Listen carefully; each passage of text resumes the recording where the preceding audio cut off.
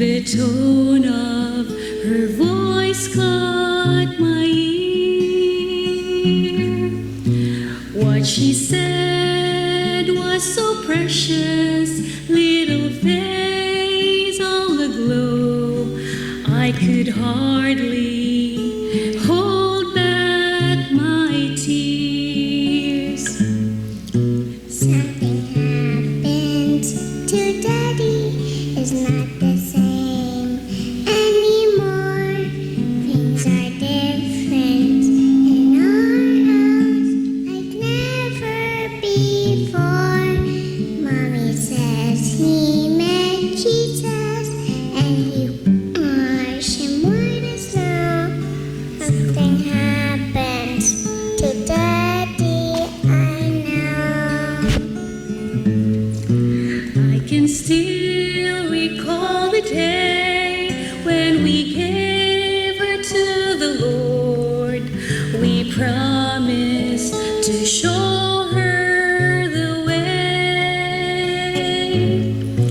But I was so busy with the things of this world. All too soon I've forgotten that day. Something happened to Daddy, is not the same anymore. Things are different in our house like never before. Mommy says he met Jesus and he washed him white as snow. Something happened to Daddy, I know. Something happened to Daddy, I know. Something happens to Daddy, I know.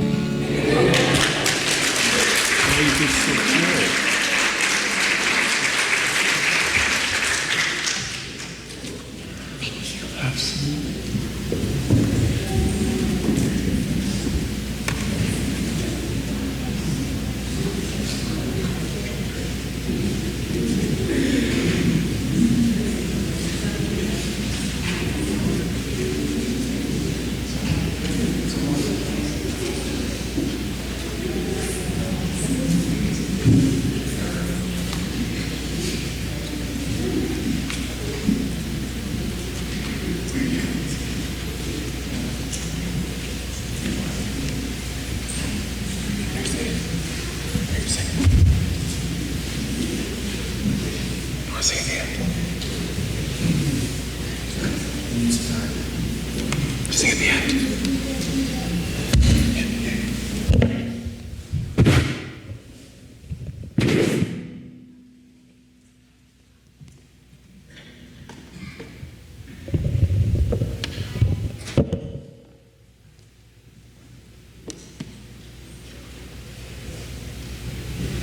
Good morning. Morning. It's been way too long. I was saying Wednesday at prayer meeting, I have never in my 20 years in ministry, which I just passed on last Sabbath, I've taken 4 weeks off in a row. Never. So I don't know if I still know what I'm doing or not. You'll have to bear with me. But I get to be with you for 3 weeks in a row, so that's exciting.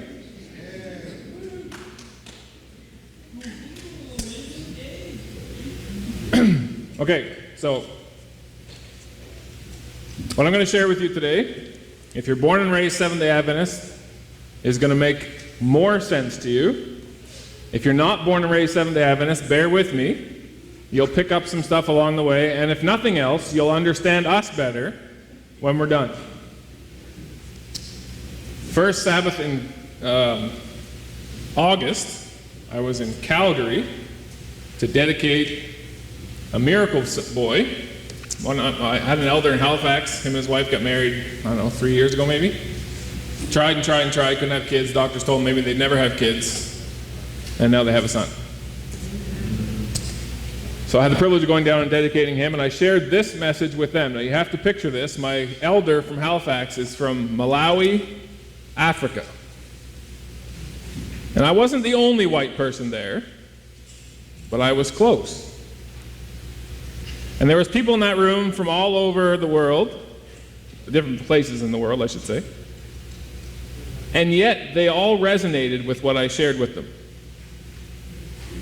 Nothing culturally in common, and yet they all resonated with what I share with them. So I'm going to share it with you. Now, the Adventist Church started where? It's not a trick question. Started in the United States. Where particularly? New England. Now, it should be concerning to us as a worldwide movement that the place that we began is the place where Adventism struggles the most. Our churches are small and dying. That's not good. And the truth is, if we don't change direction, the rest of Adventism will follow suit. So, I'm going to start this morning. The question is, did you know? We're going to see some things today that maybe you didn't know. So, one of the accusations, before we get into this, about Adventism is that we follow Ellen White. We're a cult because she was our prophet and we follow her like the Mormons follow Joseph Smith. I can assure you today that accusation is false. Because no matter what you think of Ellen White, the truth is we didn't follow her. So you can't accuse us of following Ellen White as our prophet because we didn't follow her. In fact, we shipped her off to Australia to get rid of her because we didn't like what she had to say.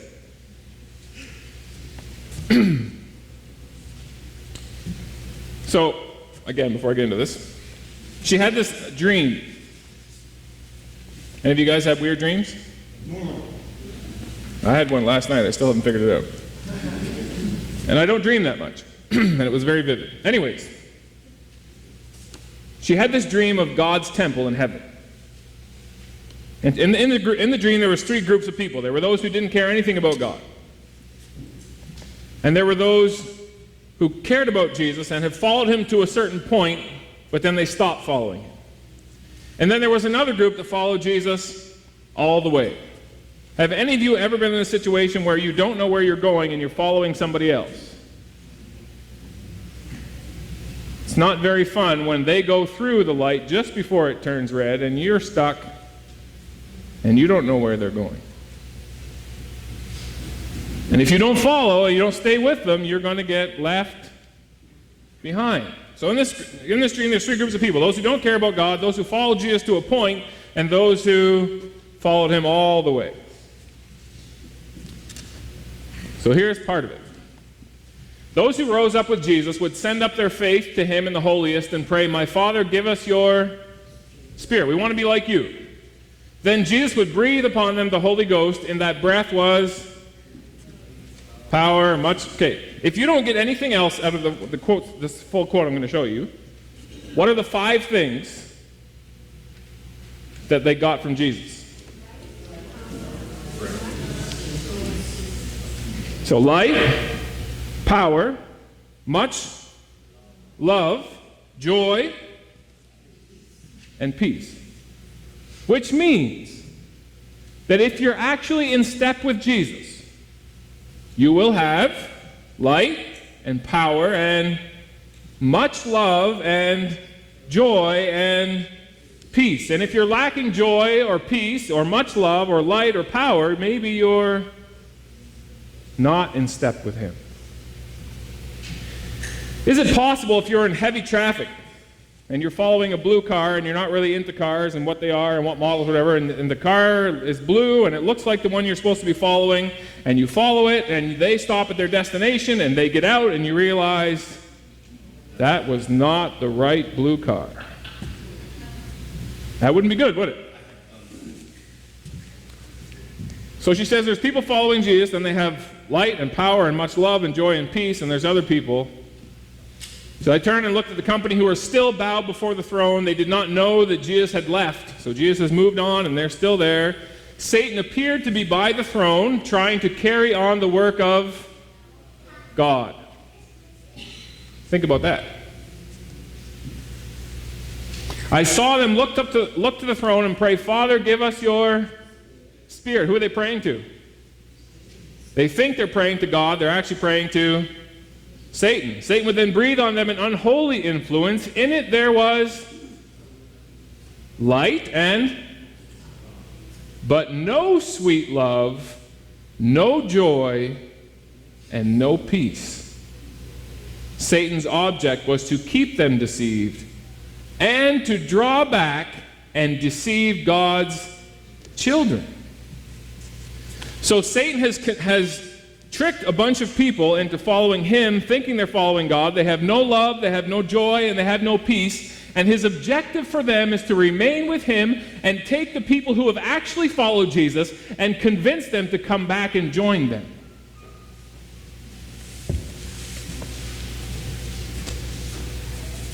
So I grew up in the Adventist church. Good, bad, or indifferent, that's what happened. And in our area, there was 3 little English churches, very small. My church now is closed. One is almost closed, and the other one is showing a little bit of signs of life. When I was a kid, we would have these gatherings where, like we're going to do in Rycroft in the end of September, where all the regional churches would come together. And as a kid, I looked forward to those. It was fun. But there was this one couple who went to one of the other churches, and she wore a dress down to her ankles and a big hat, and they dressed weird, and they ate weird, and they were weird. And it was their mission in life to convince everyone they needed to be like them. And they talked about Ellen White a lot. I've told you this story. I'm going to tell it to you again. So at this potluck, there were brownies. I love brownies. Too much. So I took a brownie. And I bit into the brownie. I cannot describe to you what it tastes like. I can only imagine it's what a brownie would taste like if you went to one of those round bales in the field and you grabbed a bunch of the straw and you mulched it all up and you painted it brown so it looked like chocolate. I told this story at camp meeting. They asked me to do a devotional, so I told this story. And one of the pastor's wives met me at the cafeteria at lunch, and she had a bag of brownies. She says, "These are the good brownies. You don't have to worry."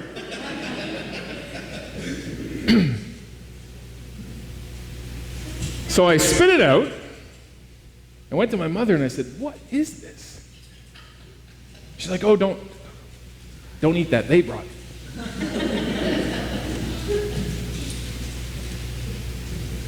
One potluck, he was eating, the husband, loving it, and she discovered there was, I don't know, turkey in it or something. She came and grabbed his plate from him, dumped it down the sink,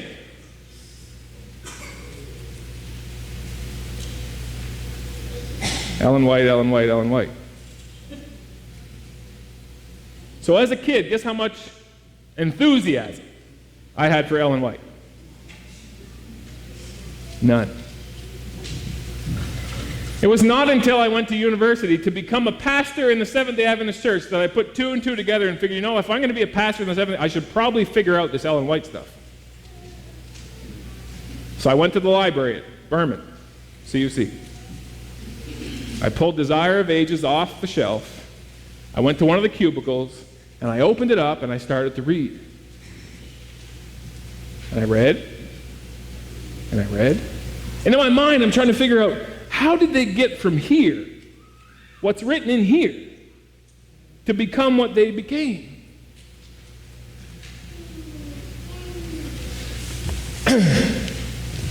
If you or anyone you know who is religious and has no love, no joy, no peace, somewhere they followed the wrong blue car.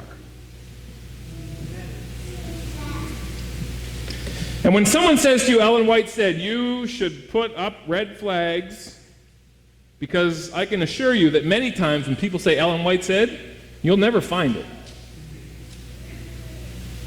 And if you do find it, you'll find out that actually what she said, and what they said she said, not quite the same. So she has this dream. The people who are following Jesus have light and power and love and joy and peace. And the people who are deceived by Satan and think they're following Jesus have light and power but no love and no joy and no peace. So if you don't get anything else, we're going to go further, but if you don't get anything else out of today, if you don't have love, you don't have joy, and you don't have peace, you need to find Jesus. Find Jesus.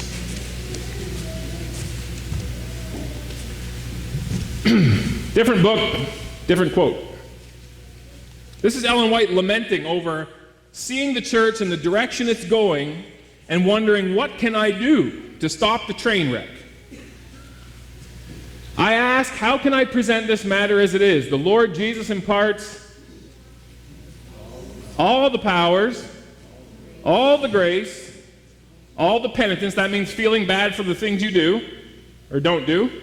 All the inclination, or forgiveness, in presenting his righteousness for man to grasp by living faith, which is also the gift of God.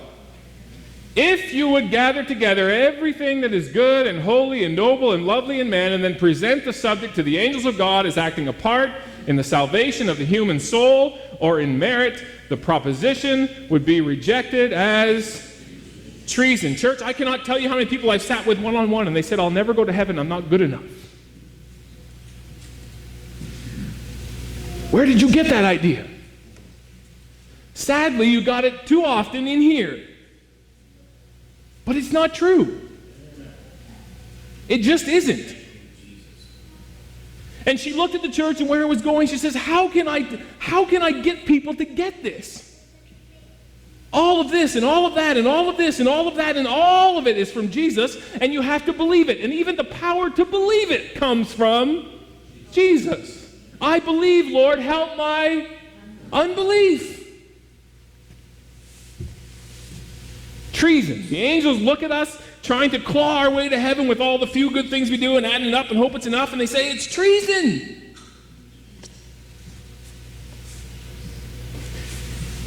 Standing in the presence of their Creator, same quote, and looking upon the unsurpassed glory which enshrouds his person, they are looking upon the Lamb of God given from the foundation of the world to a life of humiliation, to be rejected of sinful men, to be despised, to be crucified. Who can measure the infinity of the sacrifice? Do you know why we don't appreciate Jesus enough? Because we're too busy thinking about ourselves and what we had done and haven't done. We're too self-obsessed. There are people in the world today who think that they're so great. And there are people in the world who think that they're terrible. But you know what they have in common? They're thinking about themselves all the time. And both of those paths will lead to darkness. Who can measure the sacrifice? I had a guy in my first church, Kenny Jackson, super guy. Super guy. Coming home, I think from work one day, he looks down, he's coming down the road to a bridge over a river. He looks down and he sees somebody floundering in the river. Without thinking, because that's the kind of person that he is. He parks his car, he runs, he jumps off the bridge and saves the person's life. Now let me ask you a question. What could they do now to pay him back? What are you going to do? Take him to Dairy Queen? What are you going to do? There's nothing to be done.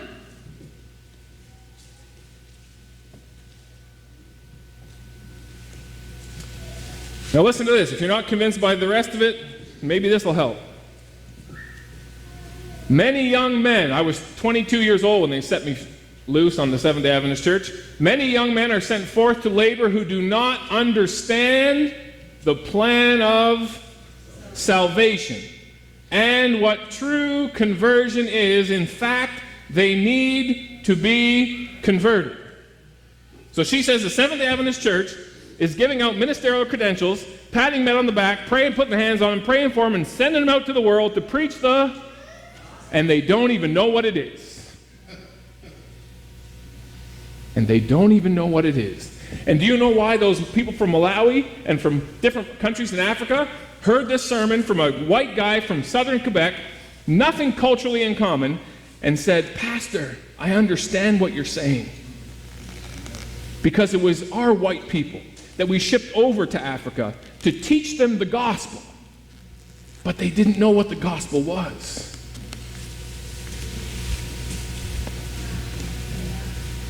We need to be enlightened on this point. How many points is that? How many points? There was a discussion among the Adventist pastors on Facebook this week in the pastors forum. Is it smart to preach a sermon with multiple points, or is it better just to preach a sermon with one point? Ellen White says that this is the point. We need to be enlightened on this point, that the ministers need to be educated to dwell more particularly on the subjects which explain true conversion. All who are baptized are to give evidence that they have been converted. There is not a singular point that needs to be dwelt upon more earnestly, repeated more frequently, or established more firmly in the minds of all than the impossibility of fallen man meriting anything by his own best good works. Salvation is through faith in Jesus Christ alone.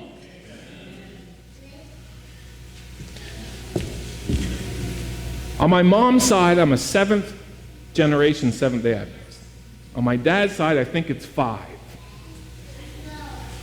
I could probably count the number of times that I've missed church in my entire existence on less than 2 hands. And I can assure you, having gone to church in multiple provinces and countries, that this is not the point that we've been trying to make as a movement. If your experience has been different, then you better praise the Lord, because in too many places it's not the case. There are more Adventists who know more about vegetarianism than they know about the gospel. They know more about which day is the Sabbath than they know about the gospel. They know more about tithing than they know about the gospel. And there's nothing wrong with any of those things. They're all good things. But if you don't know the main point, what's the point to the rest? If you took your car to the garage because it was broken, and he gave it back to you and it was still broken, and he said, "But you know what? You know what? I fixed the brakes." Well, yeah, but they were working. Yeah, but they're even better now. You going to be happy with that mechanic? There are many things to learn, but there's only one point that needs to be repeated more frequently, dwelt upon more earnestly, and established more firmly. And what is that point?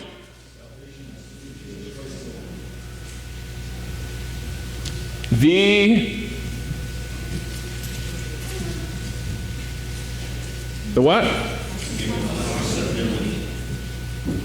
Of fallen man meriting anything. It's impossible. Why are we trying to do the impossible? And do you know what I think is even more tragic? I wonder how many millions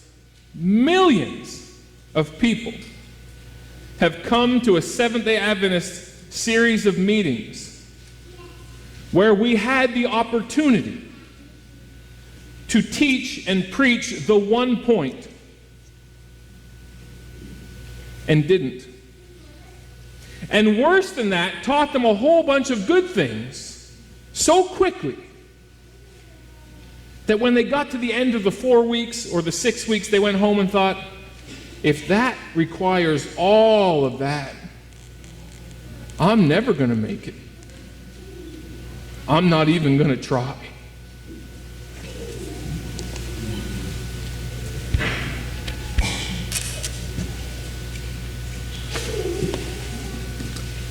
Another quote.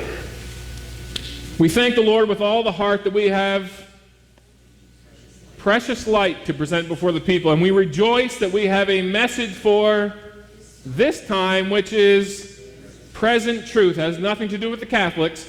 It is the tidings that Christ is our,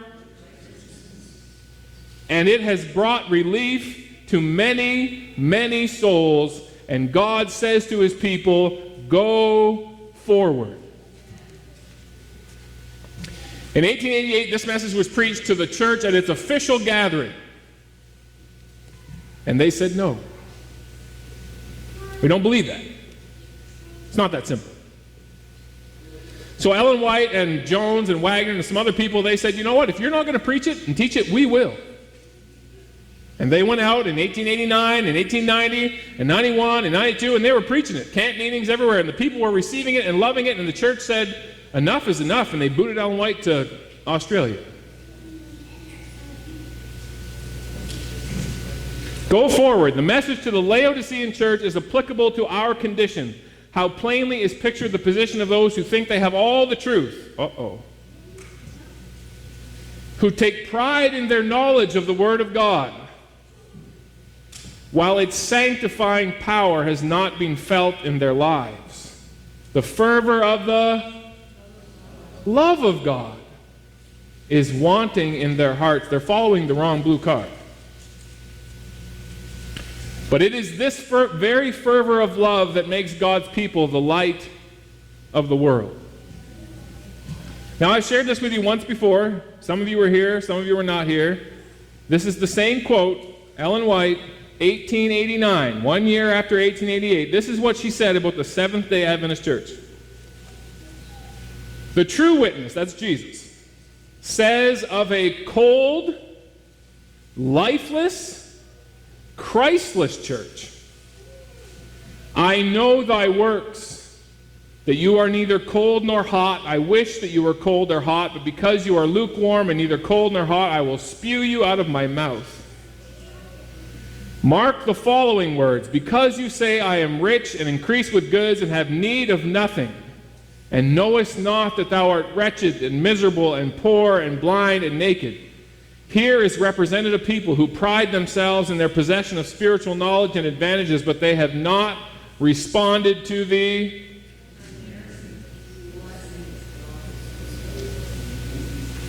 God. We have so much truth, we don't need Jesus.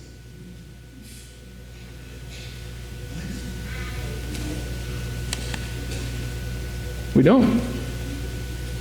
We don't need Jesus' unmerited favor to save us. When he comes, we are going to show him all the things that we believed and did, and it's going to be enough, because we are rich and increased with goods, and need of. One of you from this room asked me one time, Pastor, why are you so hard on the Adventist church?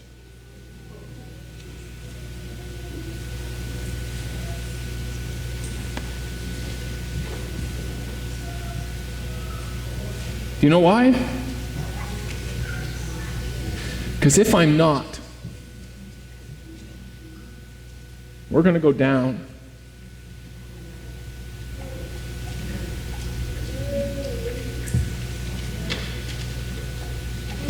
Jesus said, you will know the truth. He said, I am the truth. And you will know the truth, and the truth will set you, and you will be.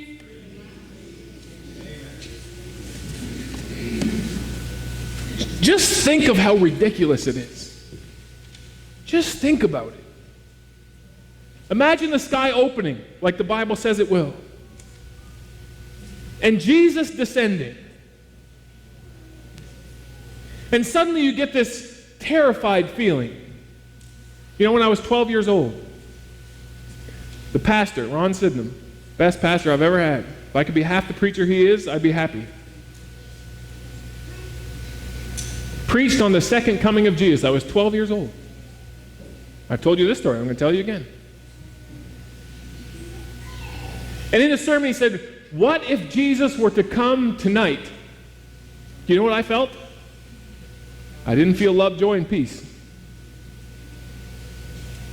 I was terrified. Because in my 12-year-old mind, the one point that was driven home to me was not the unmerited love of God. It wasn't. And I'm not blaming my church or my parents, because you know what? It wasn't driven home to them either. Or to their parents, or to their parents. And if we don't turn this ship around, the ship's going down. Our job is not to make the world Seventh-day Adventist. It's not to get them to be vegetarian. It's not to get them to keep the Sabbath. Our job is to bring them to Jesus. Amen. That's our job. We had church in the afternoon. By the way, I know it's a point low on the list, but there's a beauty in having church in the afternoon. And if you knew the story of why church starts at 11, you might not even want to do it, but that's another story for another day. Afternoon church, you get up, you have a nice relaxing morning, you have breakfast whenever. It's beautiful. Anyways, we had afternoon church, 2 to 4. In the evening, in the winter, it gets dark early, right? Right? So we'd had potluck that day after church, and we probably got home 6, 7, I don't know. But it was dark. It was real dark. 12 years old. In my mind, the pastor's sermon. I get out of the car, I look up, and the clouds start moving. And this light starts coming through from behind it. It was just the moon. But for a few moments,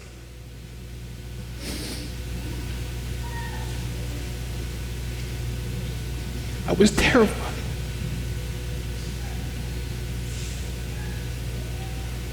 The God who made me, the God who loves me, the God who died for me, the God who's been enduring sin for centuries upon centuries because he knows it's necessary if we're ever going to put it down for good,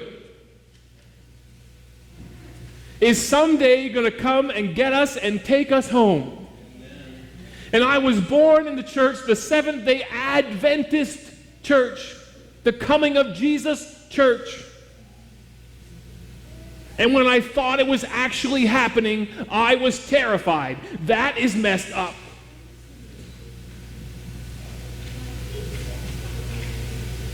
It's messed up. There's no other way to say it. It's messed up.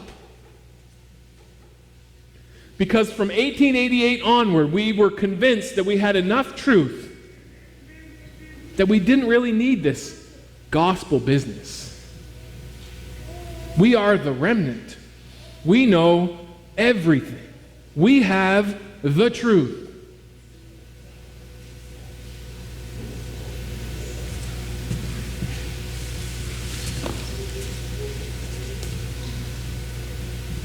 It's like my computer's trying to tell me something.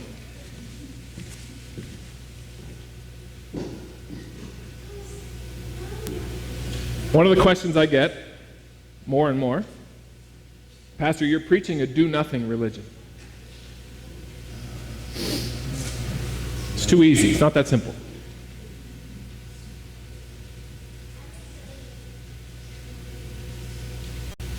The Bible says that if the foundation is no good, the man who builds labors in vain. And I'm telling you, the Adventist church has a lot of good things to teach. But if the foundation is no good, we labor in vain. I don't need to judge you. I don't need to judge the church, whatever that means. I just want to leave you with this thought. When you go to bed at night and you think about Jesus, when you wake up in the morning and you think about Jesus, and your thoughts do not include love, joy, and peace, you are following the wrong blue car.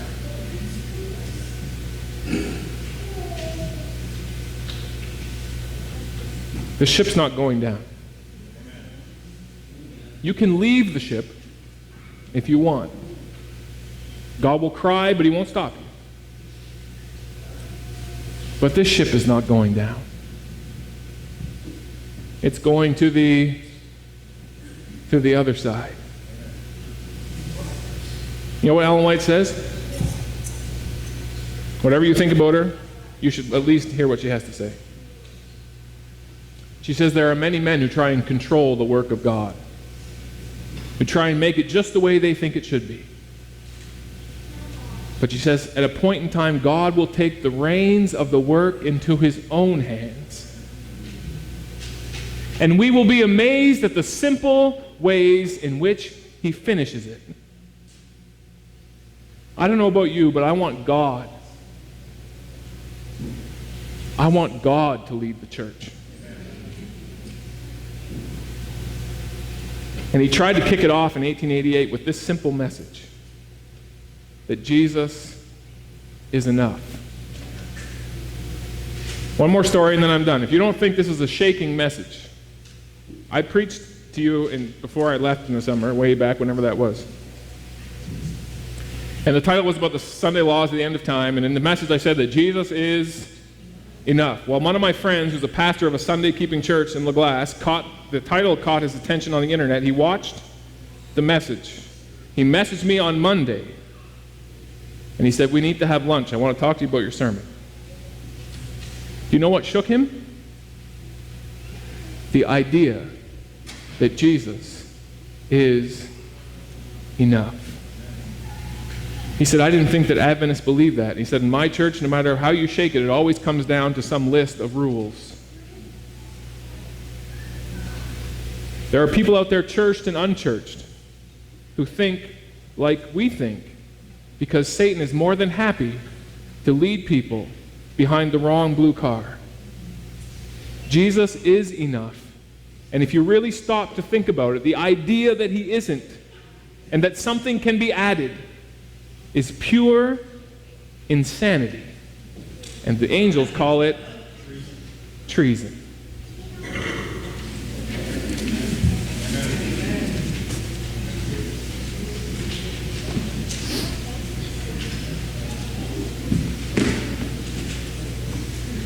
Before we sing, Jason's going to sing.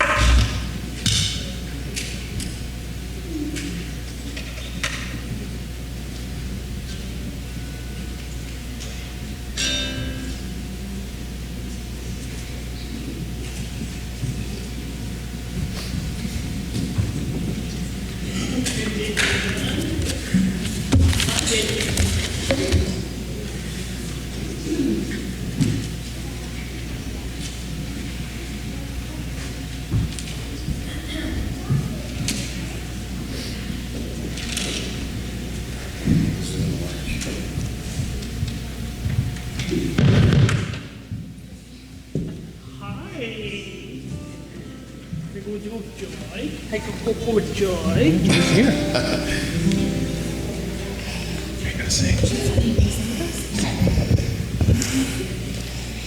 You want to come sing? Hi, did Hi, you? bud. Ready? Okay.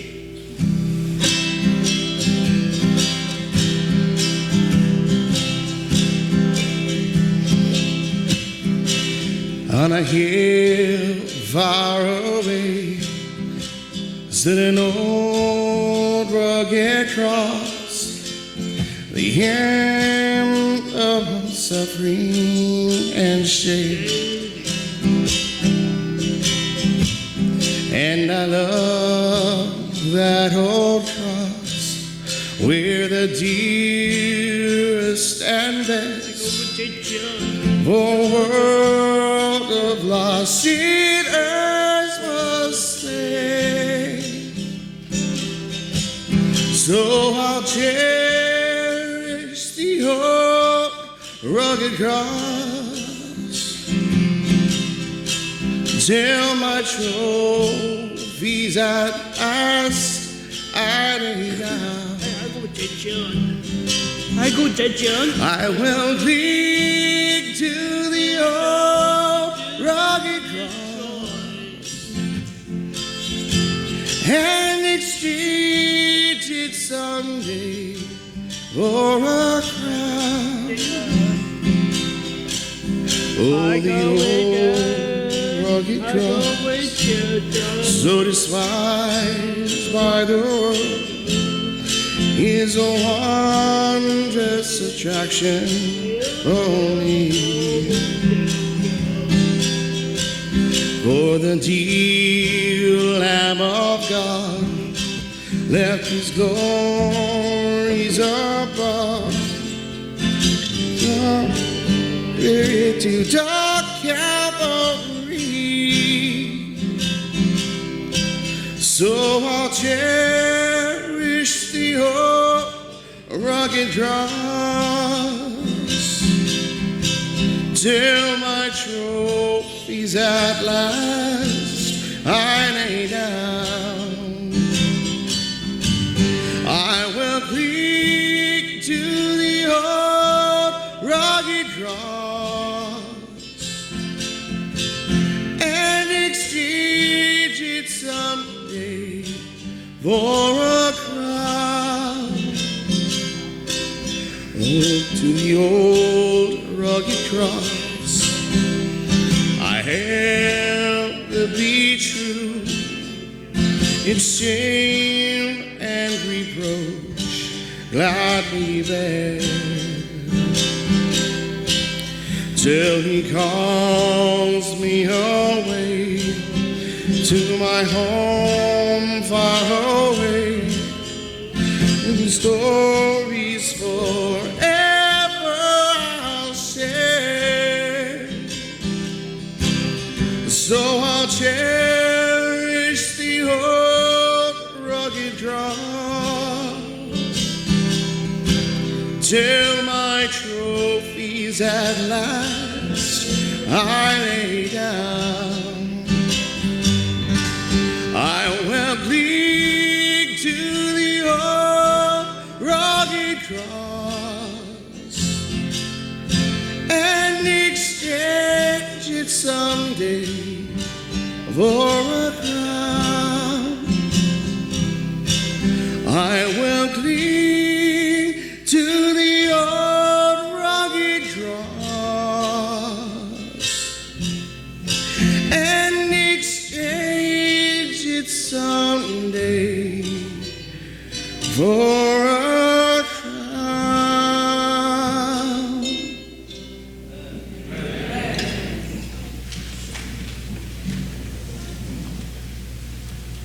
Let's bow our heads together. Heavenly Father, as Reuben read so well for us this morning, even way back at the beginning when the Christian church was just starting, already Satan was trying to take away the simplicity that you are enough and twist it into something it was never meant to be. So Father, for those of us who are here today, some for the first time, the second time, some who've been here many, many, many times, may all of us grasp the truth in all its glory and all its simplicity,